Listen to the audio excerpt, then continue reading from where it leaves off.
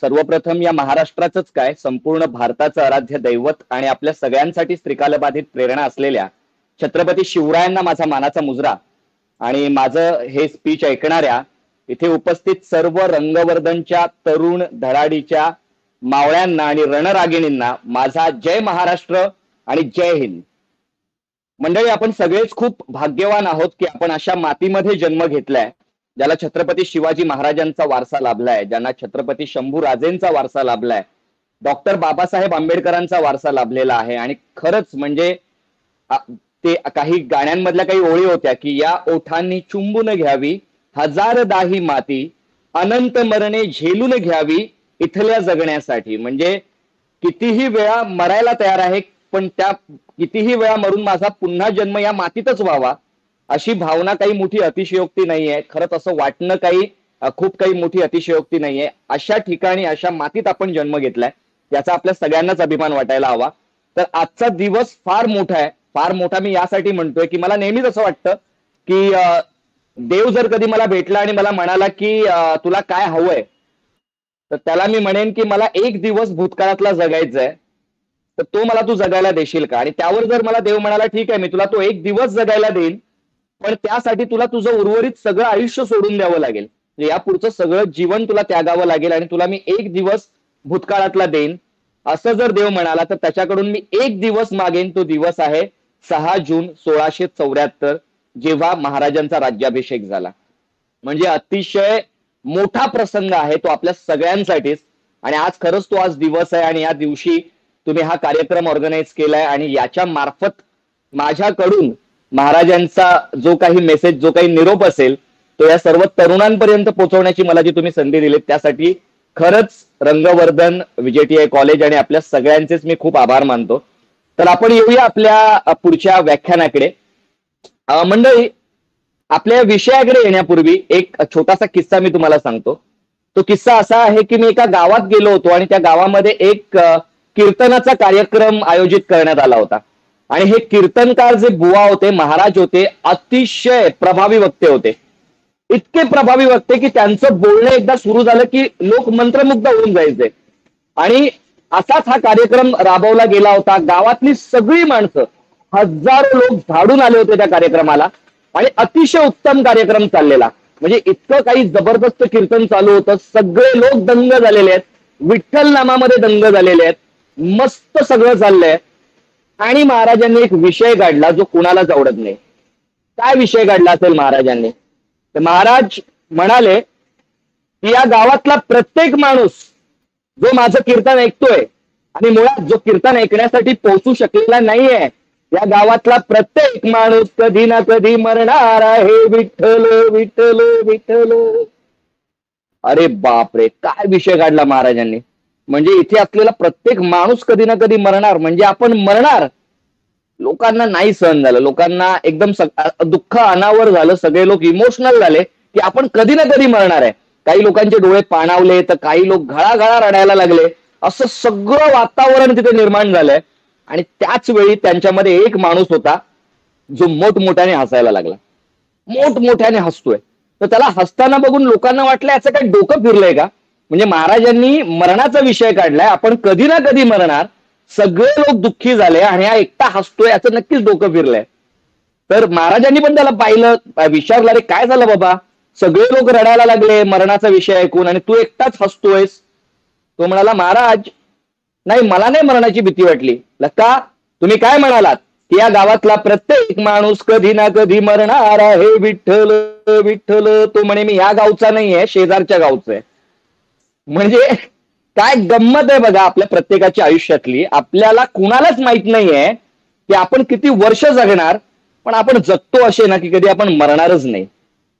आता इथे किती लोक आहेत जे हे व्याख्यान ऐकतायत, किंवा दुनियेभरात 700 कोटी लोकांमध्ये असे किती लोक आहेत जे वरून येताना देवाकडे एक अग्रीमेंट करून आलेत की मी 80 वर्ष जगणार, मी 90 वर्ष जगणार, त्याशिवाय तुझ्या यमाला रेड्यासकट माझ्याकडे पाठवायचं नाही. असं कोणीच नाहीये, राईट? म्हणजे आपल्यातला कोणीच किती वर्ष जगणार हे आपल्याला माहित नाहीये. म्हणजेच आपण कधी आणि कुठे जन्म घ्यायचा हे आपल्या हाती नव्हतं. आपण कधी मरणार हे आपल्या हातात नाहीये. पण जन्म आणि मृत्यू याच्यामध्ये करणार काय हे आपल्या हातामध्ये आहे आणि या कालावधीमध्ये इतिहास घडवण्याचं सामर्थ्य आपल्या प्रत्येकात आहे. ज्यांनी तो इतिहास घडवला ते छत्रपती शिवाजी महाराज झाले, ते छत्रपती शंभूराजे झाले, ते डॉक्टर बाबासाहेब आंबेडकर झाले, ते डॉक्टर एपीजे अब्दुल कलाम झाले आणि आपल्यातला प्रत्येक जण जो हे भाषण ऐकतोय त्या 700 कोटी लोकांमधला प्रत्येक माणूस, या प्रत्येकात ती क्षमता आहे की ते त्यांच्या आयुष्यात एक स्वराज्य उभं करू शकतात, एक इतिहास घडवू शकतात. आणि तो इतिहास नेमका कसा घडवायचा ते तुमच्या समोर मांडण्यासाठी या व्याख्यानाच्या मार्फत मी आलेलो आहे आणि या प्रवासाला मी आता सुरुवात करतोय. मुळात बरेच जण मला विचारतात की विनोद अरे इतिहासामध्ये का जायचं, त्यामुळे इतिहासात का जातोय, आता झालं ना, बस झालं, जे झालं घडलं ते घडलं, आता काही नवीन आपण घडवूया ना. पण मला असं नेहमीच वाटतं की जो इतिहास विसरतो तो कधीच इतिहास घडवू शकत नाही. तुम्ही जेव्हा तुमचे रूट सोडता ना तेव्हा तुम्ही कितीही प्रगती साधलीत तर ती अल्पकालीन प्रगती आहे आणि तुम्ही त्याच्या पलीकडे जाऊ शकत नाही किंवा दीर्घकाळ टिकणारं साम्राज्य उभं करू शकत नाही. त्यामुळे महाराजांचा अभ्यास का, हा प्रश्न बऱ्याच जणांना असतो. आधी मी त्यावर प्रकाश टाकणार आहे की महाराजांचा अभ्यास आजही आपण प्रत्येकानं करणं का गरजेचं आहे. हा जो लॉर्ड एल्फिस्टन्स आहे त्याने मरण्यापूर्वी आपल्या डायरीमध्ये लिहिले. लॉर्ड एल्फिस्टन्स हा ब्रिटिश अधिकारी होता. लक्षात घ्या, इंग्रज हे महाराजांचे अतिशय कट्टर शत्रू होते आणि इंग्रजांना हे माहित होतं की महाराज आणखी 10 वर्ष जगले असते ना तर त्यांना तिथेच देश सोडून जावं लागलं असतं, पुढचा इतिहास आपल्याला वाचण्याची गरजच नव्हती. पण ह्या ब्रिटिश अधिकाऱ्यांपैकी एक अधिकारी लॉर्ड एल्फिस्टन मरण्यापूर्वी त्याच्या डायरीत काय लिहितोय महाराजांविषयी, भारताविषयी, तो असं लिहितोय की आम्ही संपूर्ण जग फिरलो, जगाचा बराचसा भाग जिंकला सुद्धा. इंग्रजांनी जगाचा बराचसा भाग त्यावेळी जिंकून घेतला होता. आम्ही संपूर्ण जग फिरलो पण भारत हा देश आम्ही जिंकलाच कसा त्याचा आजही आम्हाला आश्चर्य वाटतं. आणि त्यापुढे तो लिहितोय की शिवाजी सारखा राजा जर आमच्या भूमीवर जन्माला आला असता तर आम्ही पृथ्वीवरच काय परग्रहावर राज्य निर्माण केलं असतं. असं कोण म्हणतोय? एक ब्रिटिश अधिकारी. ब्रिटिशर्स जर महाराजांचा त्यावेळी असा विचार करत होते तर खरोखरच आपण त्यांचा अभ्यास करणं गरजेचं आहे की हे का एवढा विचार करायला महाराजांनी का भाग पाडलं लोकांना. महाराजांचा एक अतिशय मोठा जबरा फॅन कविभूषण नावाचा एक कवी होता ज्याने अनेक काव्य महाराजांवर लिहिलेले आहेत आणि तो पूर्ण भारतभर फिरायचा, मुघलशाही दरबारात जायचा, आदिलशाही दरबारात जायचा, तिकडची वर्णनं तो लिहून आणायचा. आणि तसंच त्याने एक वर्णन औरंगजेबाच्या दरबारातलं म्हणजे मुघलशाहीच्या दरबारातलं एक वर्णन त्याने केलेलं आहे. या वर्णनावरून तुमच्या लक्षात येईल की महाराजांचा दरारा वेगवेगळ्या शाह्यांमध्ये काय होता. तर हे वर्णन त्याने काय केलेलं आहे, औरंगजेबाच्या दरबारात जेव्हा औरंगजेब जो 14 प्रांतांमध्ये पसरलेल्या साम्राज्याचा सम्राट आहे, म्हणजे मुघलशाही हे त्यावेळेचं 14 देशांमध्ये पसरलेलं राज्य होतं. आजच्या भाषेत बोलायला गेलो तर मल्टीनॅशनल कंपनी, बहुदेशीय कंपनी, आमच्या वेगवेगळ्या देशांमध्ये शाखा आहेत. इतकं मोठं राज्य, त्या राज्याचा सम्राट जेव्हा त्याच्या सरदारांना, जे मातब्बर सरदार आहेत, कारण 14 देशांमध्ये जे राज्य पसरलेलं आहे त्याचे ते सरदार तितकेच पराक्रमी असतील, त्यांनी शौर्य गाजवलेलं असणार आहे. या सरदारांना जेव्हा औरंगजेब सांगतो त्या शिवावर चाल करून जा, शिवाजी महाराजांवर चाल करून जा, त्यावेळेला हे सगळे सरदार औरंगजेबाला काय सांगतायत बघा, काय विनवण्या करतायत. तर ते असं म्हणतायत, ते कविभूषणने कवितेत लिहिलेलं आहे, भूषण आसाम रूम बलख बुखारे जय है, चीन सिलहट तरी जलाधी जहाज पे, सब उमरावन की हट कुर्ताई देखो, कहे नौरंगजेब स्याही सिरताज पे, भीख मांगे खई है बिन मनसब रही है, पैना जय है हजरत महाबली शिवराज पे. याचा अर्थ असा होतो मंडळी की हे सगळे लोक औरंगजेबाला विनवणी करतायत की आम्ही भूषण, आसाम, रूम, बलख, बुखारे पावे तो जाऊ, समुद्राचं उल्लंघन करून चीन, सिलहट सारख्या देशांवर स्वाऱ्या करू, भीक मागून खाऊ, मनसबी शिवाय राहू, पण त्या महाबली महापराक्रमी शिवरायावर चाल करून जायला आम्हाला सांगू नका, ते आम्हाला झेपणार नाही. इतका दरारा मुघलशाहीच्या दरबारात महाराजांचा होता मंडळी. याचा अर्थ महाराजांनी जे काही निर्माण केलंय ती छोटी गोष्ट नाहीये, साधारण गोष्ट नाही आणि तो अभ्यासाचा विषय आहे. म्हणून त्यांचा अभ्यास करणं फार गरजेचं आहे. आणि या पुढच्या प्रवासात तुमच्या समोर असाच अभ्यास, कमी वेळ आहे माझ्याकडे, पण त्या कमी वेळामध्ये जितकं काही मला चांगलं सांगता येईल ते तुमच्यापर्यंत पोहोचवण्याचा मी प्रयत्न करतोय. आता महाराजांचा अभ्यास करण्याआधी म्हणजे महाराजांनी काय निर्माण केलं ते तर मी तुम्हाला सांगणारच आहे. तुम्ही कधी कुठल्या इतिहासामध्ये वाचलं नसेल इतक्या गोष्टी मी तुम्हाला आज सांगणार आहे की महाराजांनी काय निर्माण केलं. स्वराज्य स्वराज्य म्हणतात ते दिसतं कसं, त्याच्यामध्ये काय असायचं. पण एखादी गोष्ट कशी निर्माण झाली किंवा निर्माण केली गेली यापेक्षा महत्वाचं असतं ती कोणत्या परिस्थितीमधून निर्माण झालेली आहे. म्हणजे महाराजांनी जेव्हा सुरुवात केली त्यांच्या या करिअरची, स्वराज्याचं करिअर आपण समजूया, स्वराज्य नावाचं, याची जेव्हा सुरुवात झालेली आहे तेव्हा नेमकी आपल्या भारताची परिस्थिती काय होती, त्याच्या आधीची भारताची परिस्थिती काय होती, ते एकदम रॅन्डम, एकदम रॅपिड वेने तुमच्या समोर मी मांडण्याचा प्रयत्न करतोय. शिवपूर्व भारत काय होता, शिवाजी महाराजांच्या आधीचा भारत काय होता. शिवाजी महाराजांच्या आधीचा भारत, जर बाहुबली चित्रपट तुम्ही पाहिला असेल तर त्या बाहुबली चित्रपटामध्ये महिष्मती साम्राज्य तुम्ही पाहिलेलं आहे. त्या साम्राज्याचं जे काही वैभव तुम्ही पाहिलं असेल ना ते रेप्लिकेशन आहे. म्हणजे असं म्हटलं जायचं पूर्वी की जहा डाल डाल पर सोने की चिडिया करती थी बसेरा वो भारत देश है मेरा. म्हणजे जिथे घराघरातून सोन्याचा धूर निघत होता, इतका प्रगल्भ, इतका वैभवशाली आणि इतका श्रीमंत देश होता आपला भारत देश. म्हणजे या देशामध्ये 4-4, 5-5 माळ्यापासून 10-10 माळ्याचे मोठमोठी ढवळारं म्हणजे मोठमोठे वाडे बांधले जायचे. एकही स्त्री दागिन्यां वाचून रीती नव्हती असं म्हटलं जायचं. म्हणजे एक स्त्री नाही आहे भारतामध्ये जिच्या शरीरावर दागिने नाही आहेत. भिकारी तर लांबच राहिले, म्हणजे भिकारी भारतात हा प्रकारच नव्हता.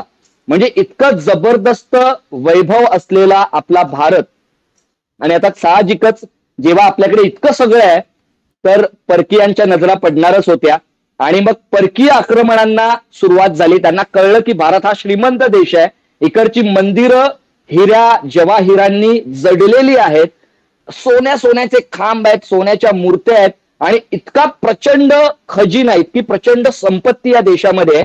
जर आपण हल्ला केला तर नक्कीच आपण ही संपत्ती बळकावू शकतो आणि भारत देशामध्ये जे काही आहे ते इथून लुटून आपण घेऊन जाऊ शकतो. मग रोटीसाठी म्हणा किंवा संपत्तीची लूट करण्यासाठी म्हणा, भारतावर आक्रमणांना सुरुवात झाली. आणि ती सुरुवात, त्यातलं सगळ्यात ठळक आक्रमण जे आहे ते 711 मध्ये मोहम्मद बिन कासिम नावाच्या एका सुलतानाने आक्रमण केलं. आणि त्यावेळेला सिंध बद्दल तुम्ही ऐकलं असेल. सिंध प्रांत अतिशय श्रीमंत, अतिशय प्रगल्भ होता आणि या प्रांताचा राजा होता दाहिर. या दाहिर नावाच्या राजाने अतिशय कर्तबगारीने त्याचं राज्य वाढवलं होतं, सांभाळलं होतं आणि खूप सगळं मस्त करत होता तो. एकच त्याचा वीक पॉइंट असा होता की अतिश्रद्धा. म्हणजे आपण असं म्हणतो ना की देव आहे आणि देव आपल्याला मदत करतो, पण ती मदत त्याने आधीच केली, त्याने सगळ्या क्षमता आपल्या आतमध्ये दिल्या आहेत. आपल्याला माणूस म्हणून जन्माला घालणं हेच एक मोठा उपकार असं आपण म्हणू शकतो जे देवाने केलेले आहेत. आणि त्यापेक्षा मोठी आपल्याला गरज नाहीये त्याच्या पाठिंब्याची. मग त्याने ज्या शक्ती दिल्यात त्या वापरल्या पाहिजेत, न की माझ्या आयुष्यात संकट आली की देव येईल आणि ती संकट सोडवेल. तर या दहीरच्या राज्यामध्ये अशी परिस्थिती होती की मधोमध राज्याच्या एक मंदिर होतं आणि त्या मंदिरावर एक झेंडा होता.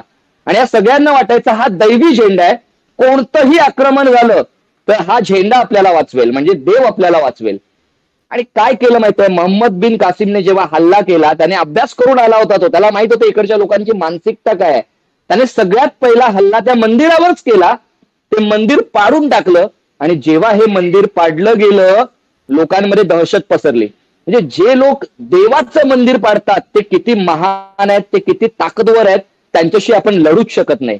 म्हणजे यांच्या मनोधैर्य खच्चीकरण झाल्यानंतर मोहम्मद बिन कासिमने हल्ला चढवला आणि प्रचंड लूट करून तो निघून गेला. इथून मंडळी सुरुवात झाली आणि मग ते थांबलं नाही. 1001 मध्ये मोहम्मद गझनी याने आक्रमण केलं आणि पुढच्या 25 वर्षामध्ये त्याने 4 ते 5 आक्रमणं केली आणि प्रचंड लूट, म्हणजे 5 लाख लोकांना गुलाम करून निघून गेला. कोट्यावधी रुपयाची संपत्ती लुटून तो इथून निघून गेला आणि अतिशय भयंकर परिस्थिती भारतावर ओढावायला लागली.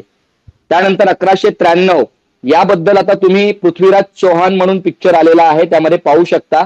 1191 खरं तर पहिलं आक्रमण मोहम्मद घोरीने पृथ्वीराज चौहान यांच्या राज्यावर केलं. आता पृथ्वीराज चौहान अतिशय पराक्रमी होते, अतिशय शूर होते. ते पराक्रमाने शर्थीने लढले आणि मोहम्मद घोरीला त्यांनी सोडून दिलं. आता त्याला सोडून दिल्यावर हा शेवटी असंच आहे की जर तुम्ही एखाद्या माणसाला, जो माणूसच वाईट विचाराचा आहे, त्याला सोडून दिलं तर तो काही साधू नाही बनणार आहे. त्याने 2 वर्षात आपली ताकद वाढवली आणि पुन्हा एकदा अनपेक्षित हल्ला चढवला आणि मग पृथ्वीराज चौहानांना कैद झाली, त्यांचा मृत्यू झाला आणि त्यानंतर आपली मूळ भारतीयांची दिल्लीवरची सत्ता निघून गेली. जे दिल्लीवर जे पृथ्वीराज चौहान ही शेवटची मूळ भारतीयांची सत्ता ती निघून गेली. आणि त्यानंतर दख्खनेकडे एक वैभवशाली राज्य होतं, ते होतं विजयनगरचं साम्राज्य. आणि त्यावर सुद्धा तुम्ही पद्मावत चित्रपट पाहिला असेल तर सगळ्यात पहिला हल्ला जो अल्लाउद्दीन खिलजी चढवतो तो विजयनगरच्या साम्राज्यावर चढवतो. हे विजयनगरचं साम्राज्य अल्लाउद्दीन खिलजीने संपवून टाकलं आणि मग संपूर्ण भारतावरची मूळ भारतीयांची सत्ता निघून गेली आणि आपण परकीय सत्तांच्या खाली आलो, आपण पारतंत्र्यात आलो. आणि ह्या वेळेला भारताचं विभाजन कसं होतं तर उत्तर भारतामध्ये मुघल साम्राज्य आणि दक्षिण भारतामध्ये विजापूरची आदिलशाही, गोवळकोंडाची कुतुबशाही आणि अहमदनगरची निजामशाही. संपूर्ण भारत पारतंत्र्याखाली गेलेला आहे. हे सगळी जी राज्य आहेत, जी परकीय राज्य आहेत, ती या भारताला फक्त जेत राष्ट्र म्हणून समजत होती. म्हणजे ह्या राष्ट्रावर आपलं म्हणजे हे आपलं नाहीये, ही मातृभूमी आपली नाहीये, हे आपण जिंकलेलं राज्य आहे, हे गुलामांचं राज्य आहे. त्यामुळे याला ट्रीट पण तसंच करायचं. इकडच्या लोकांवर अन्याय करायचे, त्यांना गुलामांचीच वागणूक द्यायची, त्यांना जितकं जितकं छळता येईल, त्यांना जितकं शोषण त्यांचं करता येईल, पिळवणूक करता येईल तेवढी करायची. आणि अत्यंत वाईट परिस्थिती त्या काळामध्ये निर्माण झाली होती. हाहाकार माजला होता. आणि पुढची 200, 300, 350 वर्ष लोकांना या गोष्टीची सवय पडली. लोकांना वाटायला लागलं की आपण गुलाम आहोत, म्हणजे आपण कधी स्वतःचं राज्य निर्माण करू शकत नाही, आपण काही स्वतःचं असं घडवू शकत नाही, आपला जन्मच गुलाम होण्यासाठी झाला आणि आपण मरणार ते पण गुलाम होऊनच मरणार. हे मी सांगतोय का लक्षात घ्या मंडळी, भारत काय होता, त्याची काय परिस्थिती झाली आणि लोकांची पण काय परिस्थिती झाली. हे तुम्ही जर क्रांतीवीर चित्रपट पाहिला असेल तर त्यामध्ये नाना पाटेकरचा एक डायलॉग होता, क्यों जगा रहे हो इनको, मुर्दे है ये मुर्दे. ते मुर्दे आहेत, तुम्ही त्यांना नाही उठवू शकत. काही झालं तरी सुद्धा हे काही उठणार नाहीयेत, ते काही रिव्होल्ट करणार नाहीयेत, ते काही क्रांती किंवा काही कुठल्या याच्यामध्ये भाग घेणार नाहीत, ते स्वतःचं राज्य स्थापन करण्याचा विचार करणार नाहीयेत.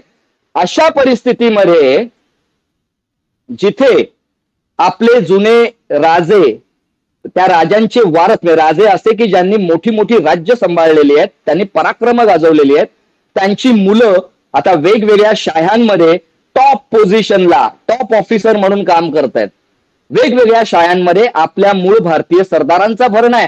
त्यांच्या तलवारी गाजतायत, पण कुणासाठी गाजतायत? बादशहासाठी गाजतायत. अशी सगळी परिस्थिती असताना, इतकी नकारात्मक परिस्थिती असताना, जिथे सगळीकडे हाहाकार चालू आहे, 1630 साली एका महान व्यक्तीचा जन्म झाला, ज्यांनी त्याच्या पुढच्या 12 वर्षांमध्ये, म्हणजे 12 वर्ष म्हणजे आता आपण विचार करतो तर मुलं कितवीला असतात? 6वीला असतात, 7वीला असतात. त्यावेळेला त्यांच्या वडिलांची एक जहागीर, छोटी जहागीर पुणे आणि सुपे, ही त्यांना सांभाळायला मिळाली.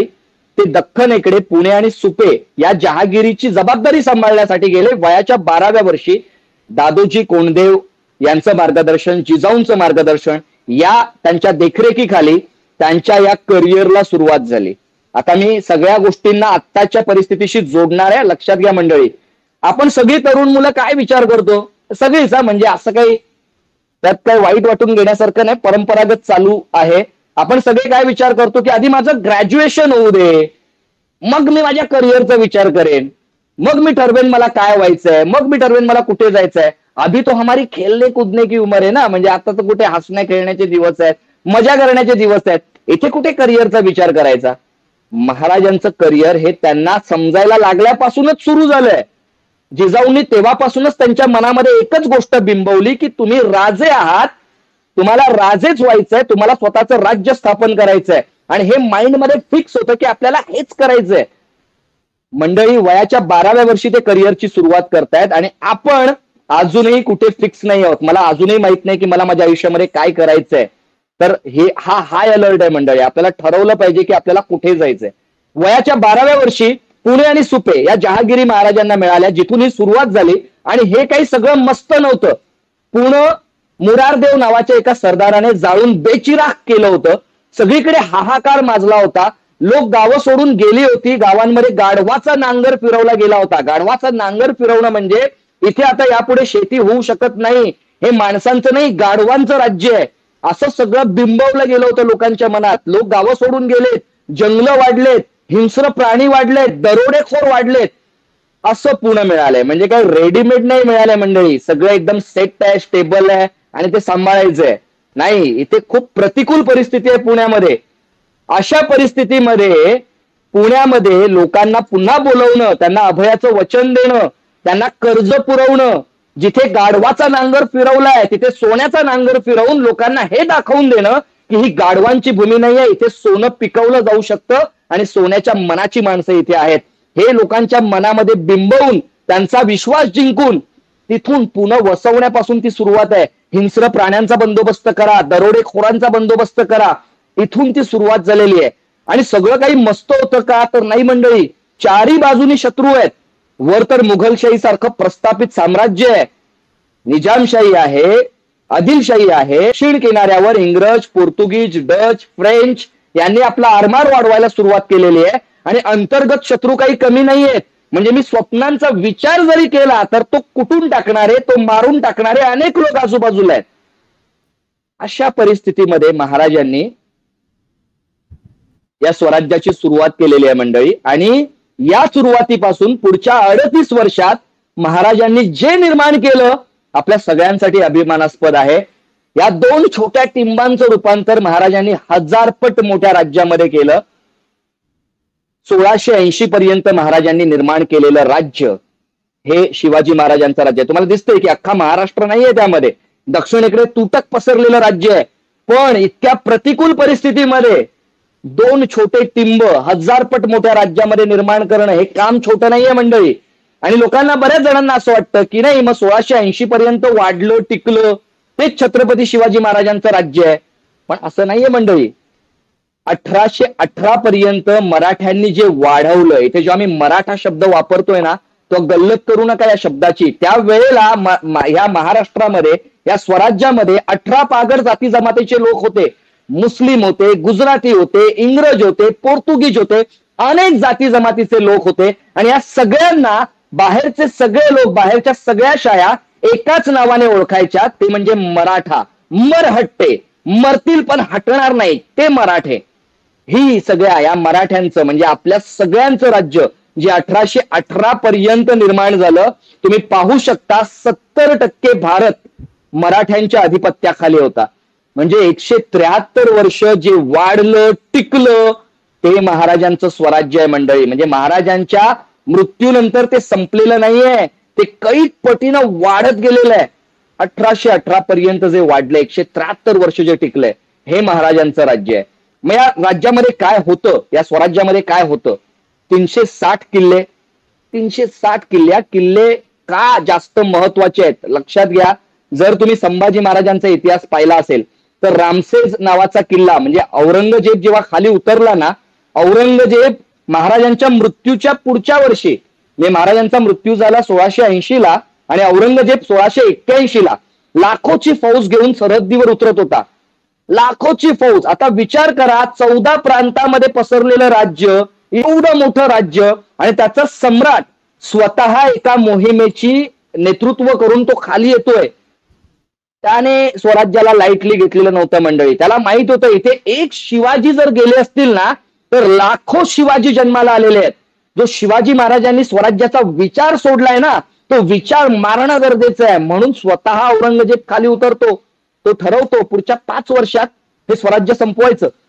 पण पुढची 5 वर्ष, 7, 10, 15, 20, 25, तब्बल 27 वर्ष तो बिचारा, त्याला बिचाराच म्हणावं लागेल, प्रयत्न करत राहिला हे राज्य संपवण्याचं. पण ते त्याला जमलं नाही. शेवटी त्याला या मातीतच मरावं लागलं. त्याचं थडगाज औरंगाबादला आहे, जे बघायलाही कोणी जात नाही. आणि माझे छत्रपती शिवाजी महाराज आज करोडो लोकांच्या हृदयामध्ये जिवंत आहेत, प्रेरणा बनून धगधगतायत. ही त्यांच्या इतिहासाची ताकद आहे मंडळी.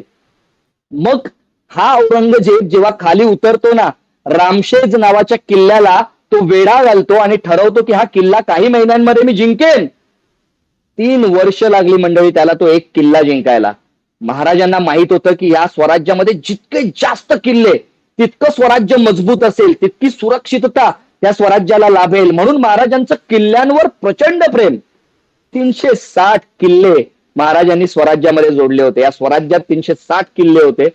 आजच्या रकमेनुसार स्वराज्याची नेटवर्थ ज्याला आपण म्हणतो, मालमत्ता 4 लाख कोटी रुपये इतकी आजच्या रकमेनुसारची मालमत्ता होती. 2,60,000ची फौज होती. 50,000 उच्च प्रतीचे घोडे होते. आरमार बांधून महाराज 100 मैल समुद्र किनाऱ्यावर राज्य करत होते. या आरमारामध्ये 640 लढाऊ नौका होत्या, 30 मोठी जहाजं होती आणि 12 देशांशी महाराज त्यावेळेला व्यापार करत होते. मंडळी, हे यश थोडकं नाहीये. महाराज फक्त त्या लढाया आणि फक्त त्या लढाया पराक्रम याच्या पलीकडे महाराजांनी जे घडवलंय ना, या गोष्टींचा विचार करणं फार गरजेचं आहे आणि ते आज आपल्या आयुष्यामध्ये अवलंबणं फार गरजेचं आहे. तर आपल्या सगळ्यांच्या लक्षात आलं असेल की महाराजांनी जे राज्य निर्माण केलं, ज्याला आपण स्वराज्य म्हणतो, त्याचा व्याप केवढा मोठा होता. तर या सगळ्यातून आहे ना, एक गोष्ट जी मला नेहमीच विचार करायला भाग पाडते की औरंगजेब जो एवढं मोठं राज्य सांभाळतोय, त्याने आधी पण अशा काही मोहिमा केल्या आणि त्याला अपयश आलं असं नाहीये. त्याने काही मोहिमा उत्तरेकडे केल्या होत्या, त्यात त्याला अपयश आलं, पण तो परत त्या गोष्टींच्या नादी लागला नाही. पण त्याला जेव्हा कळतं की रामशेज एक किल्ला जिंकायला मला 3 वर्ष जात आहेत, याचा अर्थ माझ्या हातामध्ये हे स्वराज्य येणार नाहीये, त्याला कळून चुकलं होतं. फक्त हट्टापायी तो 27 वर्ष खितपत पडला इकडे. आता हा औरंगजेब महाराजांना याच्या पूर्वी, म्हणजे महाराजांचा राज्याभिषेक जो आज झाला, यापूर्वी तो महाराजांना पहाड का चुहा म्हणायचा, अतिशय लाईटली घ्यायचा. क्या है सिवा, पहाड का चुहा है, कुणीतरी बंडखोर आहे, एका सरदाराचा बंडखोर पुत्र आहे. जेव्हा महाराजांचा राज्याभिषेक झाला त्यावेळेला औरंगजेबाला कळून चुकलं की ज्याला मी खूप लाईटली घेतलं ते फार मोठं प्रकरण होणार आहे, ते आपल्या सगळ्या मुघलशाहीला घेऊन बुडणार आहे. मुळात तर मुघलशाहीला पुढे जाऊन मराठ्यांची गरज पडली, इतकं जबरदस्त मोठं राज्य पुढे निर्माण झालं. पण हे कुठेतरी औरंगजेबाच्या लक्षात आलं. आणि कसं असतं ना की कितीही कट्टर शत्रू असलो, कट्टर तर तो शत्रू होताच, कारण 27 वर्ष प्रयत्न करतोय राज्य बुडवण्याचा, कितीही कट्टर शत्रू असला तरी सुद्धा हे जमलं कसं, म्हणजे माझ्याकडे एवढा फौजफाट आहे, एवढी मोठी संपत्ती आहे, एवढं सगळं भव्य दिव्य राज्य आहे, जे मला नाही जमलं, जे मुघली फौजांना नाही जमलं, ते शिवाने करून कसं दाखवलं. तर ते टोचते ना एक गोष्ट, जेव्हा राज्याभिषेक होतोय, जेव्हा कळतं की महाराज आता अभिषिक्त सम्राट झालेत, तर ती बोचणारी गोष्ट आहे ना. तो आपल्या शहजाद्याला आणि आपल्या सरदारांना सांगतोय की तुम्ही काय शिका या स्वराज्यातून, मावळ्यांकडून, महाराजांकडून. तो ते कसं सांगतोय, तो जाणता राजामधला एक प्रवेश आहे. म्हणजे औरंगजेब आपल्या शहजाद्याला आणि आपल्या सरदारांना काय सांगतोय की महाराजांकडून आपण काय शिकलं पाहिजे, ते तुमच्यासमोर सादर करण्याचा प्रयत्न करतो. औरंगजेब काय सांगतोय आपल्या शहजाद्याला आणि आपल्या लोकांना. ये सब फिजूल है शहजादे, चंगेज और तैमूर के खून ने कभी शिकस्त नहीं देखी, मगर आज तंजौर से लेके कंधार तक सारे हिंदुस्तान को मुगलिया सल्तनत में शामिल करने का ख्वाब देखने वाली ये महाबदौलत आज ये क्या देख रही है. शिवाजी हमारे नजरों के सामने हमारे सल्तनत की तामीर कर चुका है, हमारे लाखों के फौज के सुबेदारों को शिकस्त देके उधेड़ के रख दिया है इसने. ये हमारे मामू जान, अमीरुल उमराव, अबू तालिब नवाब, शाइस्ता खां साहब, बड़ी शर्मनाक बात है शहजादे कि सिवा ने इनके लाल महल पे छापे डाल के इनके छक्के छुड़ा दिए. ये तो तकदीर के बड़े सिकंदर थे कि जान बच गई, सिर्फ 3 उंगलियों पे समझौता करना पड़ा इन्हें. ये सूरत के खूबसूरत इनायत का बहादुर सिवा जब सूरत में आया तो दुम दबा के भाग गए. ये हमारे सिपह सालार जोधपुर के महाराजा जसवंत सिंह राठौड़, मराठों के वार के जख्म इन्होंने अपने छाती पे नहीं बल्कि अपने पीठ पे खाए. ये हबशी फौलाद खां जिसकी हथेली पे मिठाई रख सिवा आगरे के कैद खाने से फरार हो गया, सभी मंसूबों को खाक में मिला दिया इसी फौलाद खां ने. लश्कर के साथ मैदान छोड़ के भागने वाले ये करतलब खां, ये रसूल बेग रोजबानी, ये मीर आतिश तरबियत खां, खां जहां बहादुर, बहादुर का कोकलताश, बूंदी नरेश भाव सिंह हाड़ा, ये रणमस्त खां, ये केसर सिंह, ये सैयद मुनावर खां, तमाम राजपूत, बुंदेल, पठान, अफगानी, तुर्क, हबशी, बारहा, इन सबको सिवा ने शिकस्त दी. क्यों हासिल होती है फतेह सिवा को, क्यों? हमारी तरह हाथी, घोड़े, तोहफे, खजाना सिवा के पास नहीं है, फिर भी क्यों हासिल होती है ये फतेह सिवा को. शायद इस क्यों का मतलब आप कभी समझ ही नहीं पाओगे शहजादे, क्योंकि औरत, गाना, नाच, शराब सिवा को कभी मालूम ही नहीं. सिवा ने मजबूत किले बनाए, मजबूत जमीर के लोग तैयार किए। हिंदुस्तान की हर एक चीज हम खरीद सकते हैं, लेकिन सिवा के खुददार खादिमों ने कभी अपने आप को बिकने नहीं दिया। हमने लाखों की जहांगीरों की लालच दिखाई, लेकिन जाबाज मराठों ने उस पर थूक दिया। मराठे रुकते नहीं, थकते नहीं, झुकते नहीं, मराठे बिकते नहीं। हाँ हाँ, सिवा ताग है, चालाक है, मगरूर है, दगाबाज है, लेकिन उसका चाल चलन दूध की तरह साफ और सूरज की तरह चमकदार है। अपने दुश्मन के भी मजहब कलम, औरतों और फकीरों की इज्जत करता है वो, इसीलिए उसकी शोहरत बुलंद मीनार की तरह सिर उठाए आसमान को छू रही है, इसमें कोई शक नहीं शहजादे। हम खुश नसीब बड़े कि हमें दुश्मन मिला, वो भी सिवा जैसा। धन्यवाद मंडळी। तर हे औरंगजेबाने आपल्या शत्रूविषयी काढलेले उद्गार, आता हे त्यांच्या चारित्र्य असं काही एकत्रित काही बोलल्याचा कुठला पुरावा नसला तरी जर तुम्ही औरंगजेबाचा स्वतंत्र अभ्यास केलात तर तुम्हाला त्याच्या चारित्र्यामधून कळेल। या विखुरलेल्या सगळ्या ज्या काही इमोशन्स आहेत त्या एका या संवादामध्ये आणण्याचा प्रयत्न केलेला आहे। तर मंडळी, महाराजांनी हे जे काही निर्माण केलं, ज्याने इतक्या बलाढ्य शत्रूंना सुद्धा हतबल करून सोडलं, हे राज्य महत्वाचं आहे। म्हणजे ते राज्य कधीच संपू नये ना, आपल्या हृदयातून आपल्या मनातून कधीच संपू नये। तर ह्या सगळ्यातून आहेत ना काय 2-3 गोष्टी आपण शिकू शकतो पटापट, त्या तुमच्या समोर मी मांडण्याचा प्रयत्न करतोय। काय त्या गोष्टी आहेत? आता एक आपण आपल्या लोकांची मेंटॅलिटी आपण समजूया। एक लॉर्ड मॅकॅलो म्हणून तुम्हाला माहित असेल कदाचित, लॉर्ड मॅकॅलो म्हणून एक ब्रिटिश अधिकारी होता।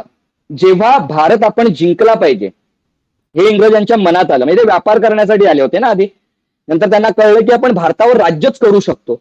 मग ते राज्य करायचं असेल तर आपण काय केलं पाहिजे? तर लॉर्ड मॅकॅलो नावाच्या एका ब्रिटिश अधिकाऱ्याने संपूर्ण भारताचा प्रवास केला आणि संपूर्ण भारत फिरून त्याच्या लक्षात आलं आणि त्याने एक रिपोर्ट सादर केला। तो रिपोर्ट असा होता की आपण भारतावर राज्य करू शकत नाही, भारतावर राज्य करणं फार कठीण आहे। आपल्याला जर भारतावर राज्य करायचं असेल तर आपल्याला सगळ्यात पहिलं एकच काम करावं लागेल, या भारताची शिक्षण पद्धती संपवावी लागेल। त्यांची जी जुनी आश्रम पद्धती होती, आश्रम शाळा होत्या, ही पद्धती संपवा, गुरुकुल पद्धती संपवा, तरच लीडर इथे निर्माण होणार नाहीत, नेते इथे निर्माण होणार नाहीत।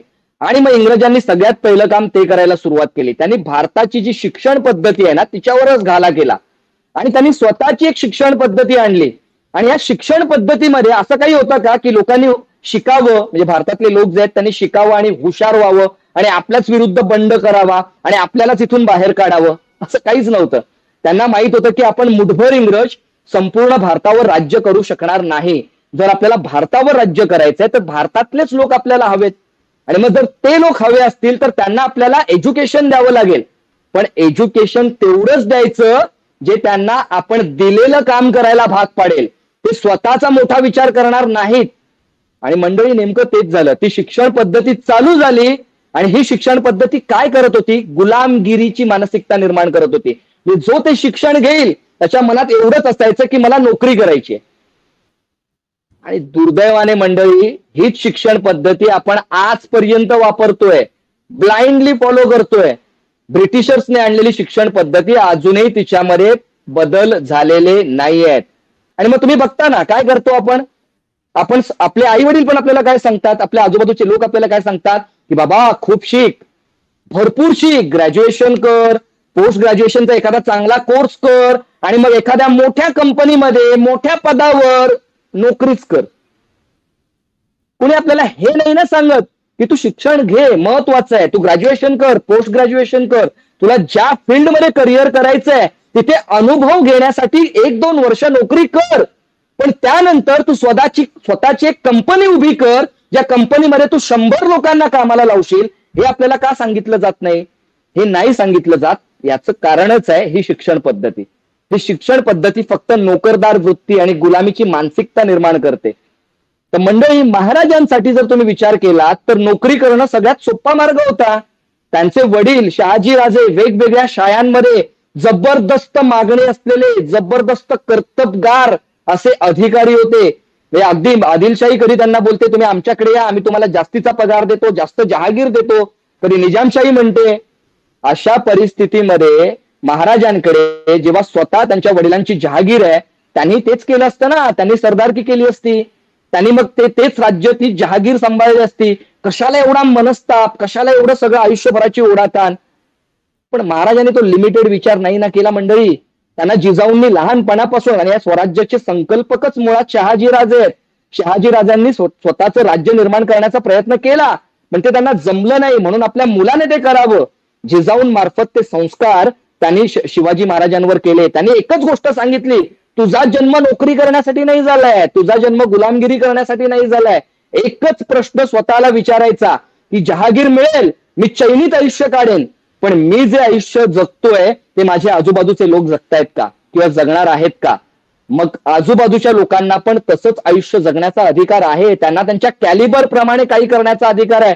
त्यांनाही स्वातंत्र्य हवं, त्यांनाही समानतेची वागणूक हवी, त्यांनाही न्यायाची वागणूक हवी. प्रत्येक माणसाला त्याचं कॅलिबर कळावं आणि त्याच्या कॅलिबर प्रमाणे त्यांनी उत्कर्ष साधावा. हे स्वातंत्र्य त्यांना मिळालं पाहिजे. आणि महाराजांची एकच वृत्ती होती, इच्छिता स्वातंत्र्य तर द्या स्वातंत्र्य हे अन्यासही, का कुणाना आसही, का तुम्हा गुलामांचे सुलतान होण्या आवडे. म्हणजे जर तुम्हाला स्वातंत्र्य स्वतःला हवंय ना, तर ते इतरांनाही द्या. गुलामांचा सुलतान होण्यामध्ये काय मोठं शौर्य आहे, काय मोठा पराक्रम आहे. व्हायचंय तर योद्ध्यांचे सरदार व्हा, वाघांना लीड करा. आणि हे महाराजांनी लक्षात घेतलं होतं की इकडे वाघ आहेत, पण या वाघांची मानसिकता, स्वाभिमान कुठेतरी गमावलाय. आणि महाराजांनी छोटं स्वप्न नाही बघितलं, त्यांनी मोठं स्वप्न बघितलं. त्यांनी हे स्वप्न बघितलं की त्यांना एक राज्य स्थापन करायचंय, स्वराज्य स्थापन करायचंय. याच्यातून मंडळी आपण एक गोष्ट शिकूया की तुम्ही मोठं स्वप्न बघा. काय नोकरीच फक्त मी नोकरी करणार आणि नोकरी म्हणजे सिक्युरिटी, असं काहीच नाही उरलेलं आहे. इन्फोसिस सारख्या मोठ्या कंपनीने 52,000 एम्प्लॉईजना काढून टाकलं मागच्या वेळेस. नोकरीतच काही असत नाहीये. आणि आता पुढची 100 वर्ष भारत देशाची आहेत. 100 वर्षात भारत महासत्तेकडे वळतंय आणि या भारताला महासत्तेकडे नेणारे जे लोक असतील ना, ते उद्योजक असतील, लक्षात घ्या. तर एक मनामध्ये ठरवायचं आहे की मी माझं स्वतःच काही उभं करेन.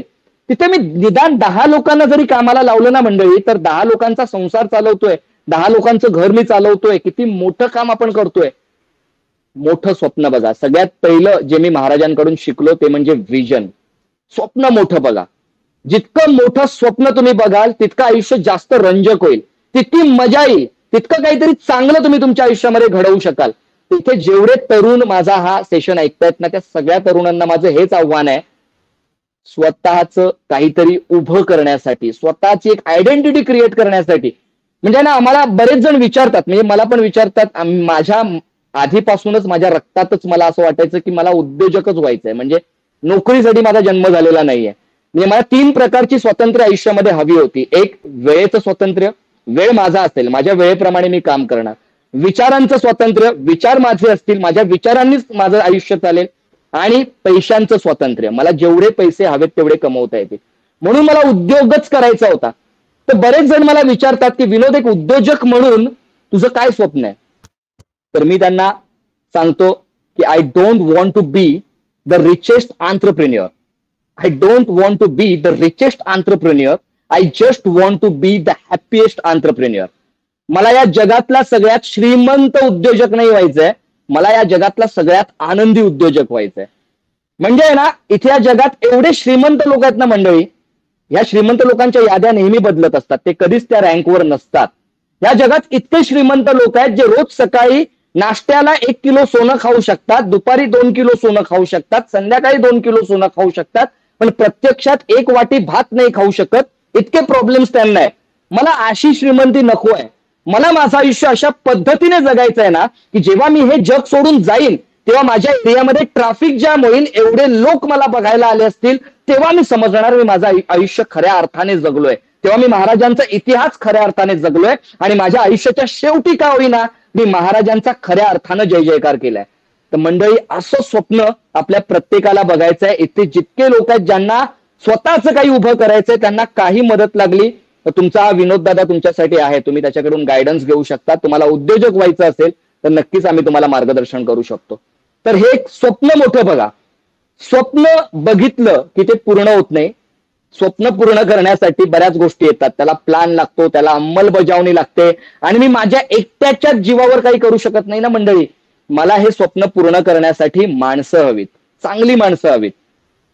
महाराजांच्या आयुष्यातली सगळ्यात रोमांचक घटना काय असू शकते? जर आपण विचार केला काय असू शकते, काही जण म्हणतील ती पावनखिंडीची लढाई. अरे काय रोमांचक होती. 300 लोक 5,000 लढले, 8 ते 10 तास लढले. काही लोक म्हणते आग्र्यामध्ये बादशहाला म्हणजे औरंगजेबाला समोरासमोर जाऊन आव्हान देणं, त्याच्या समोर जाऊन गरजणं, हे असू शकतं. आग्र्यातून सुटका हे असू शकतं. शाहिस्तेखानाची बोटं छाटणं 1.25 लाखाच्या फौजेत शिरून, त्या पहाऱ्यामधून शिरून, हे रोमांचक असू शकतं. बऱ्याच जणांना मी विचारलं तर ते हीच उत्तरं देतात. याच काही 4-5 घटना आहेत ज्या रोमांचक आहेत. मला काय वाटतं माहित आहे, महाराजांच्या आयुष्यातली सगळ्यात रोमांचक घटना काय असेल? वयाच्या 12व्या वर्षी जेव्हा ते पुणे आणि सुपे हे 2 परगणे सांभाळण्यासाठी आले, त्यावेळेला तिकडचे आजूबाजूचे जे लोक आहेत, 12 मावळचे लोक, ज्या लोकांचा स्वाभिमान गमावलेला आहे, त्यांना स्वतःचं काही उभं करावं असं वाटत नाहीये, अशा स्वाभिमान गमावलेल्या लोकांना एकत्र करायचं, 12 मावळच्या लोकांना एकत्र करायचं, ज्यांना आपण मावळे म्हणतो, आणि या सगळ्या लोकांना एकत्र करून त्यांच्यातला स्वाभिमान जागा करून त्यांच्यामधून तानाजी मालुसरेंसारखे योद्धे घडवायचे. मला वाटतं ही महाराजांच्या आयुष्यातली सगळ्यात रोमांचक घटना आहे, जे काम सोपं नाहीये मंडळी. आणि हे महाराजांनी केलं. म्हणजे काय केलं? महाराजांनी माणसं जोडली. तर मंडळी, आपल्या आयुष्यातली माणसं, आपल्या आयुष्याचा दर्जा आपल्याला काय असू शकतो, आपल्या आयुष्याची क्वालिटी काय असू शकते, हे दाखवून देतात. आणि आपण नेहमी ज्या 5 माणसांच्या संपर्कात असतो ना, बघा माझा सल्ला लक्षात ठेवा, आपण ज्या 5 माणसांच्या सतत संपर्कात असतो त्यांचे आपण ऍव्हरेज असतो, त्यांची आपण सरासरी असतो. आपली पर्सनॅलिटी हे त्या 5 लोकांच्या पर्सनॅलिटीचा ऍव्हरेज असतो. तर आपल्याला कोणत्या माणसांना आपल्या जवळ करायचंय हे आपल्या लक्षात आलं पाहिजे. आणि 4 प्रकारची माणसं आपल्या आयुष्यात असतात मंडळी. 4 प्रकारची माणसं. त्यातली कोणती माणसं आपण नाही जोडायची आणि कोणती जोडायची ते मी तुम्हाला सांगतोय. 4 प्रकारची माणसं कोणती असतात? एक असतात त्रस्त, दुसरी असतात व्यस्त, तिसरी असतात सुस्त आणि चौथी असतात मस्त. 4 प्रकारची माणसं: त्रस्त, व्यस्त, सुस्त आणि मस्त. आता ही त्रस्त माणसं कोण असतात? जी नेहमी त्रासलेली असतात. त्यांना वाटतं ना, देवाने या दुनियेतले सगळे प्रॉब्लेम फक्त याच लोकांना दिलेत. म्हणजे काय असेल ना, ते बसले जरी ना समोरासमोर तर प्रॉब्लेमशी स्पर्धा लागते. तुला माहित आहे माझ्या आयुष्यात काय प्रॉब्लेम आहे? तुला नाही, तुला काय, अरे माझ्या आयुष्यात काय प्रॉब्लेम आहे माहिती आहे का? माझे एवढे प्रॉब्लेम कुणालाच नाही दिलेत. नेहमी स्पर्धा, नेहमी त्रासलेले लोक, नेहमी तक्रार करत असतात हे लोक. असे लोक जे नेहमी त्रासलेले आहेत त्यांना भेटून आपण आनंदी होतो का? कधीच नाही होत. ह्या लोकांना भेटलं की आपले पण टेन्शन्स वाढायला लागतात, आपल्याला पण वाटायला लागतं आयुष्य किती वाईट आहे. तर अशा त्रस्त कॅटेगरीमध्ये तुम्ही असाल तर बाहेर या. आपल्या कुणाचाच प्रॉब्लेम मोठा नाहीये. म्हणजे वपू काळेंचे एक खूप सुंदर वाक्य आहे. ते म्हणतात की आपली कोणतीच समस्या मोठी नसते. काही समस्या सोडवायला आपल्याला वेळ लागतो, काही समस्या सोडवायला पैसा लागतो, काही समस्या सोडवायला माणसं लागतात. काही समस्या सोडवायला वेळ लागतो, काही समस्या सोडवायला पैसा लागतो, काही समस्या सोडवायला माणसं लागतात. या 3 गोष्टींच्या पलीकडची समस्या या पृथ्वीवर उपलब्ध नाहीये मंडळी. त्यामुळे आपले प्रॉब्लेम्स मोठे नाही आहेत. आणि मग ज्या लोकांना ते सारखे मोठे वाटत असतात, जे सतत तक्रार करत असतात, जे सतत त्रासलेले असतात, त्यांना देवाने सांगितलेलं असतं की तू जरासा जरी हसलास तर तू मरणार, म्हणून त्यांचा चेहरा अमरीश पुरी सारखा असतो. तर अशा लोकांपासून लांब राहा. लांबूनच नमस्कार करा. बोललात तरी 2 मिनिटं बोला. त्यांची कुठलीच गोष्ट मनावर घेऊ नका. लांब राहा अशा लोकांपासून. त्रस्त लोकांपासून लांब राहायचं. दुसरे असतात व्यस्त. व्यस्त कॅटेगरी म्हणजे हे नेहमी बिझी असतात मंडळी. ते अंबानी वगैरे आहेत ना, अंबानी, टाटा, यांना एवढे सगळे मोठे बिझनेस सांभाळून, टाटांचे तर 8 लाख एम्प्लॉईज आहेत ना, 36 कंपन्या आहेत वेगवेगळ्या. हे सगळं सांभाळून ते सोशल मिटिंग्सला जातील, ते गोल्फ खेळायला जातील, ते IPL अटेंड करतील. त्यांच्याकडे वेळ असतो. पण या लोकांकडे वेळ नसतो. कंटिन्युअसली बिझी असतात. म्हणजे मी बिझी आहे हेच त्यांना 1 लाख वेळा बोलायचं असतं दिवसभरात. असे लोक तुमच्या आयुष्यामध्ये काहीच योगदान करू शकत नाहीत, जे सतत बिझी आहेत. आणि ते कशात बिझी आहेत? नको त्या गोष्टींमध्ये बिझी आहेत. अशा व्यस्त माणसांपासून सुद्धा लांब राहायचं. तिसरी कॅटेगरी आहे ते सुस्त. अतिशय भयंकर कॅटेगरी आहे. म्हणजे हे असे लोक आहेत ना मंडळी, ज्यांनी जन्माला यायला डॉक्टरने जी तारीख दिलेली असते ना, त्याच्या 10-15 दिवस हे उशिराच जन्म घेतात. आणि आज जातील, उद्या जातील, असं करत करत 15-20 वर्ष काढतात. इतकी सुस्त माणसं काही आयुष्यामध्ये करू शकत नाहीत, स्वतःच्या काहीही घडवू शकत नाहीत. अशी सुस्त माणसं ज्यांना वाटतं सगळं आपल्या जागच्या जागी व्हावं, चमत्कार व्हावा आणि काहीतरी सगळ्यांनी माझी सगळी कामं लोकांनी करावीत, मला काहीच करायचं नाही आयुष्यामध्ये. कशाला करायचं? अशा सुस्त माणसांपासून लांब राहा. ही तुमच्या आयुष्यात काही कॉन्ट्रीब्युट करत नाहीत. आणि मग चौथी कॅटेगरी येते ना मंडळी, मस्त माणसं. मस्त माणसं म्हणजे असं नाही मस्त मौला की आजचं आज बघू उद्याचं उद्या, उद्या काय होईल ते आपण बघूया, असं नाही. आजचं आजवाली माणसं नाहीत ही. मस्त माणसं ती आहेत जी त्यांच्या करिअरमध्ये जबरदस्त काहीतरी करत असतात, त्यांचं आरोग्य खूप जबरदस्त असतं, त्यांच्या रिलेशन्स खूप चांगले असतात, त्यांच्या फायनान्सेसवर त्यांचा कंट्रोल असतो, सोशली काहीतरी ते जबरदस्त करत असतात. अशी मस्त माणसं आपल्याला आयुष्यामध्ये हवेत. ही माणसं जेव्हा आपल्या आयुष्यात येतात ना, आपल्या आयुष्याचा दर्जा वाढतो. तर स्वप्न मोठी बघा, आणि ही स्वप्न पूर्ण करण्यासाठी जी माणसं हवेत ना तुम्हाला, ही मस्त माणसं हवेत. अशी मस्त माणसं तुमच्या आयुष्यामध्ये जोडा आणि त्यांच्या बरोबर प्रगती साधा. सबके साथ सबका विकास, ही जी वृत्ती आहे ना, ही ठेवून आपल्याला पुढे जायचंय. तर चांगली माणसं जोडा. आणि हे सगळं करताना जेव्हा आपण स्वप्न बघतो, चांगली माणसं जोडतो, आपण त्या स्वप्नाच्या वाटचालीला लागतो, पण अनेक संकट येतात. अनेक संकट, महाराजांच्या आयुष्यात तर अनेक संकट येत होती. एक शत्रू जेव्हा डोकं खाली करतोय तर दुसरा डोकं वर काढतोय. एकाच वेळी 2-2 शत्रू पण डोकं वर काढतायत. एका वेळी 6-6 प्रस्थापित सत्तांशी त्यांना लढावं लागतंय. अंतर्गत शत्रूंशी त्यांना लढावं लागतंय. सतत काही ना काही चढ उतार आयुष्यामध्ये चालू आहेत. सतत काही ना काही सेटबॅक चालू आहेत. कुठेतरी वाटतं आता आपण प्रगती करायला लागलोय, तर तेव्हा पुन्हा एकदा डाऊनफॉल येतोय. असं आयुष्याच्या त्यांच्या टाइमलाईन मध्ये अनेकदा डाऊनफॉल आलेले आहेत. आपल्याही आयुष्यात येणार, आपल्याही आयुष्यात अनेक समस्या येणार, अनेक डाऊनफॉल येणार. ह्या सगळ्या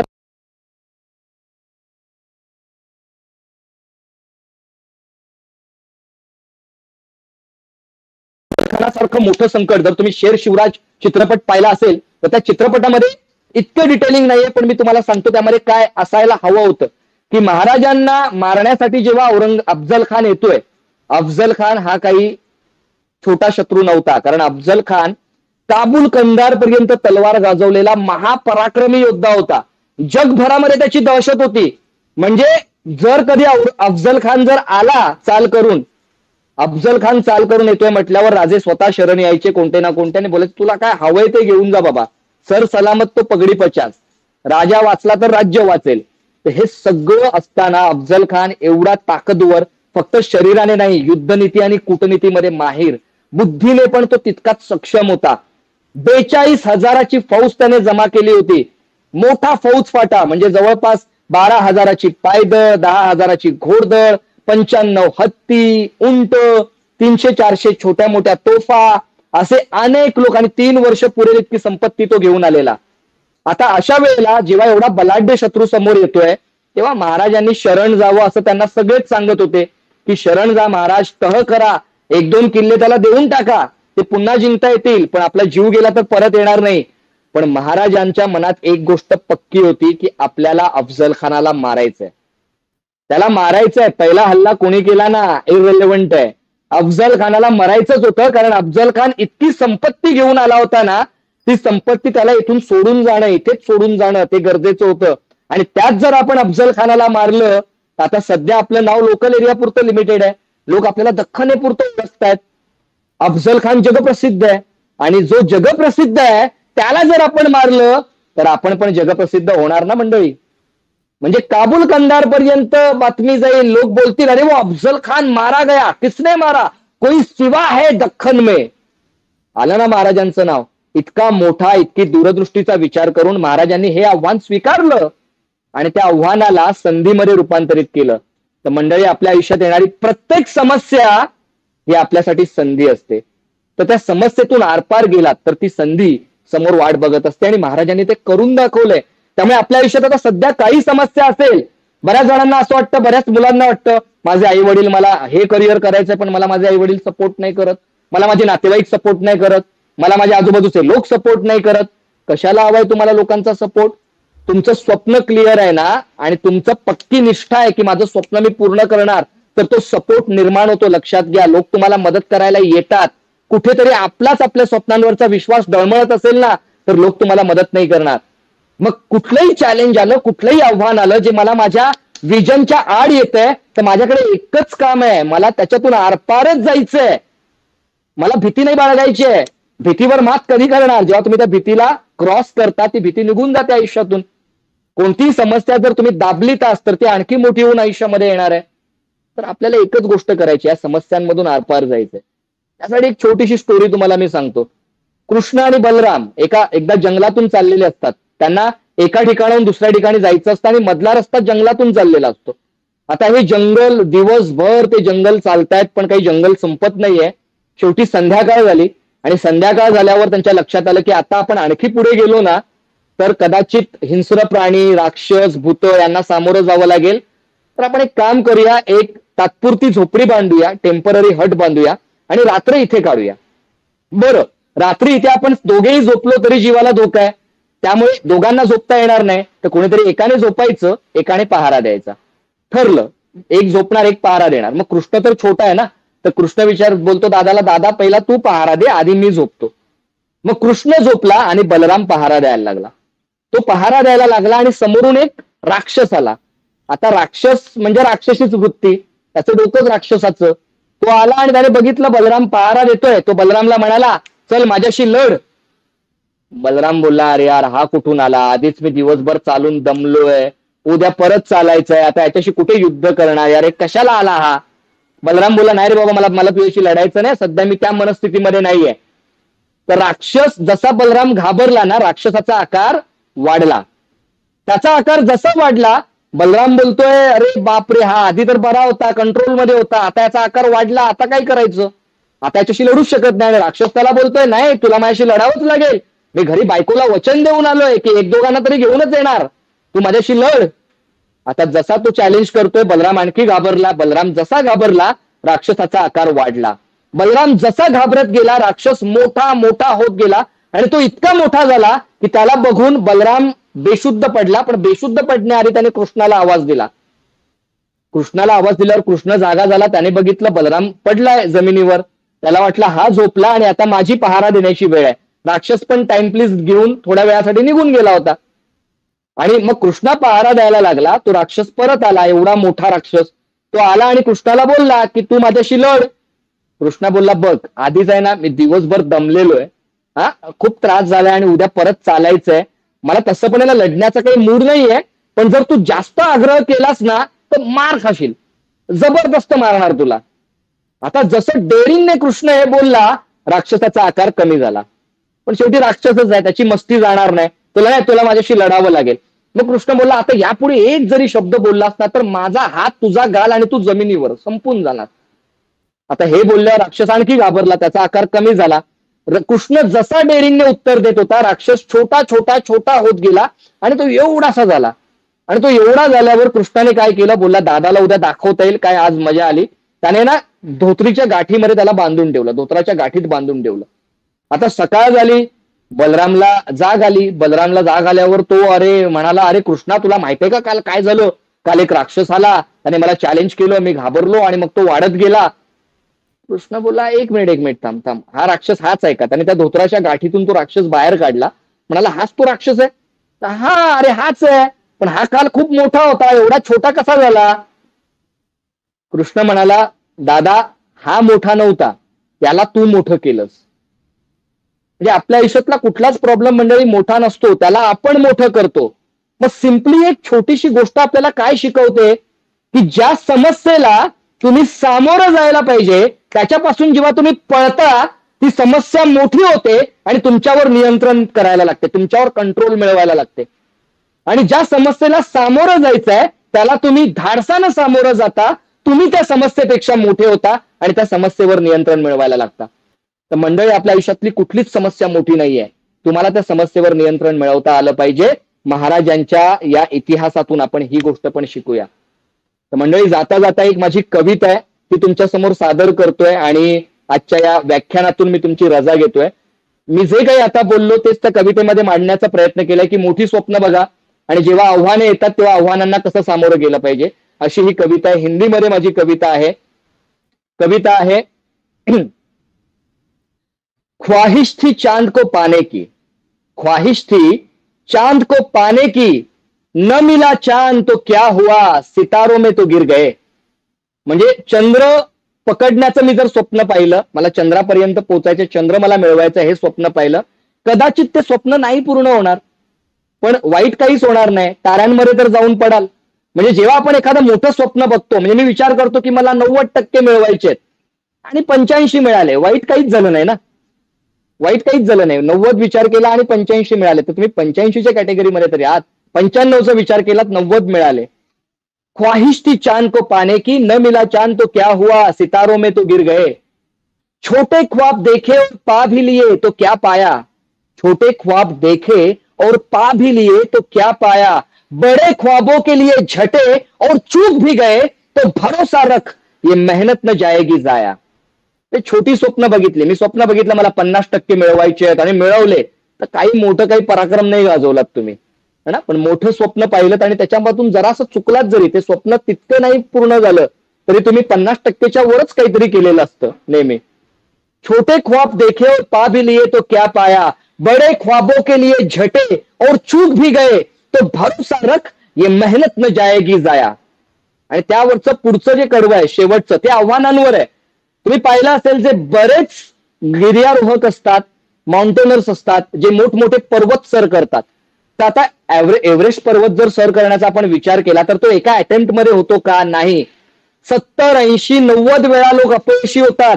ते अर्ध्यावरून परत येतात. काही लोक तर 90% पर्वत चढतात आणि त्यांना परत यावं लागतं. इतकी प्रतिकूल परिस्थिती असते.